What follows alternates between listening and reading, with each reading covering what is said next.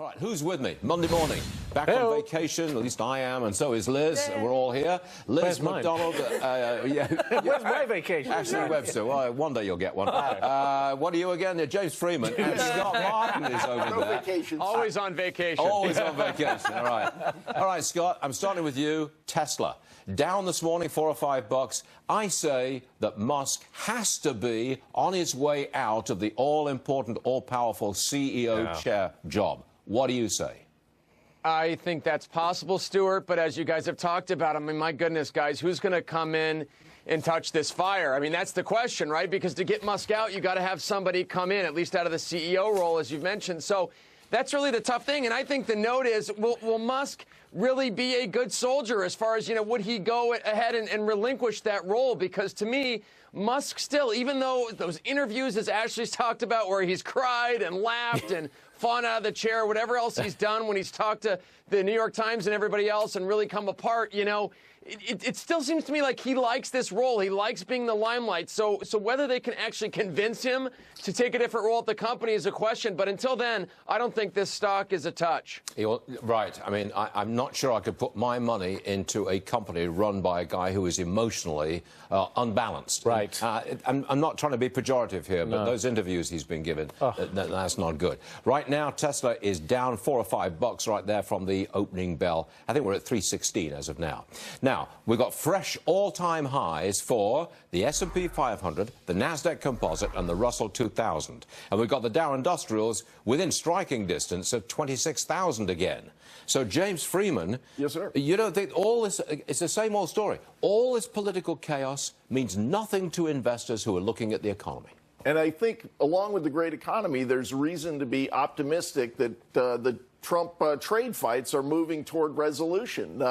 Sometimes when the president tweets, as he did on the Mexico pending deal, there's this question of whether he's speaking for himself, maybe a little out front of things. But his views, I think, are 100% shared by the senior members of his economic team. They feel like a deal with Mexico is very close. We'll have to see the details to see if it doesn't screw up the benefits of NAFTA while cutting a better deal for the U.S. in the president's view. But I think this is a moment to be a little more optimistic that this is going to get resolved. That's the major driver this morning, isn't it? The likelihood of a deal with Mexico, followed by Canada, folled by whomsoever else. If you listen to the bull market haters or the unctuous moral marketeers over at MSNBC, you would have lost a lot of money, because usually in the midterms, the market does go down on average around 17%, at least since the 1950s. We're still in bull market territory. It's astonishing for August. Anything to add to that, Scott Martin? Positive stuff on trade, record highs for the S&P, Russell 2000.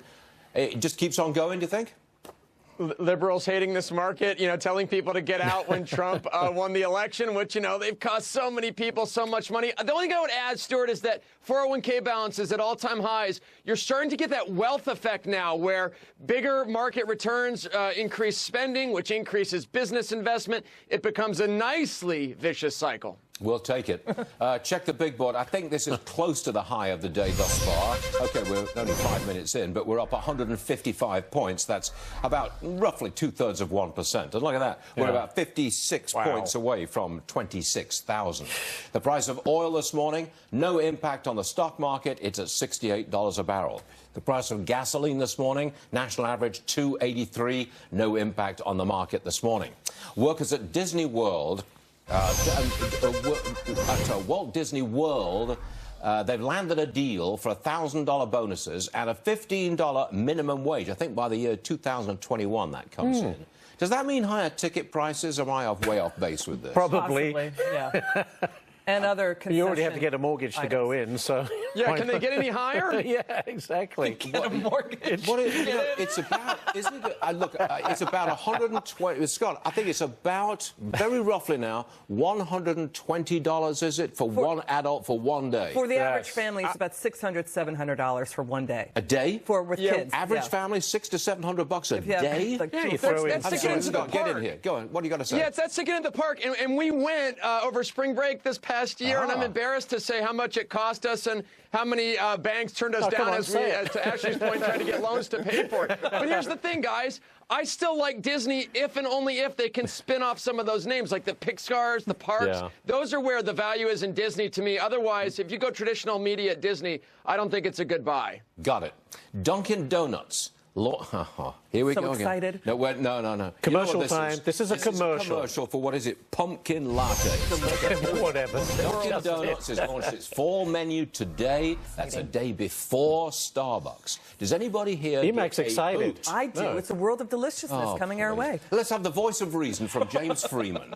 Yeah, you know, I always thought the $5 to $10 cup of coffee was a fad, so I'm not the person to analyze whether the next flavorful offering in this sector is going to work. I'm going to move on. Let's get serious, shall we? Let's talk Facebook. That stock is still, I'm going to say, treading water in the mid-$170 range.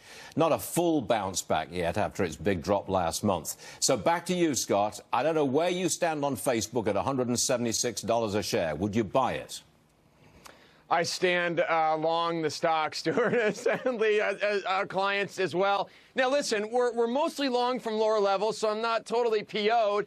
But with new cash, no, I wouldn't, truthfully, because I believe this stock has really started just to languish. A lot of the buying interest has gone away, so there's other places I would go in tech land, which we own. We talked about a Microsoft, Google, and, say, Amazon. All right, I'm going to talk Amazon for a moment here.